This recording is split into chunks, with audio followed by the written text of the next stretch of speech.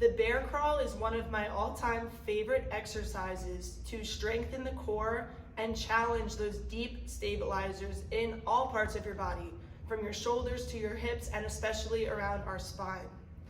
To do a bear crawl, we're going to start in the bear position, which is beginning in quadruped with your hands right under your shoulders, knees under your hips, and you're simply going to bring your knees up off the floor about an inch. So right to here.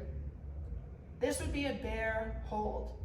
Notice as you lift up into that bear position, my spine is pretty straight.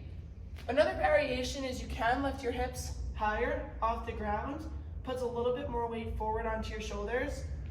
But for this exercise, we're gonna work on that flat spinal position. Now, turning it into a crawl, we're going to crawl forward, crawl sideways, do some different directions. So we're coming up into the bear position. Opposite arm and opposite leg are going to move together to crawl forward and backward. One of the hardest things about this exercise is maintaining pelvic stability. As we're crawling in any direction, we don't want our hips to be tilting too much. So a cue that I will often provide is getting a yoga block. You can use a foam roller, you can use a dowel rod, a lot of different variations, but putting something on your lower back. And the key here is to keep that object still while you're performing the exercise.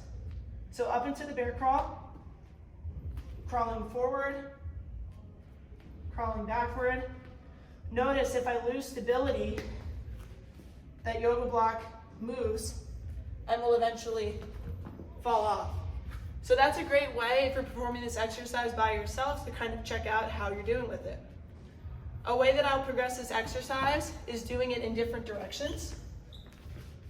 So instead of crawling forward and backwards, crawling sideways. You can crawl on diagonals as well. Essentially any direction that you want, focusing on keeping that core engaged, breathing throughout the exercise, and performing as many repetitions as you can before you need a rest.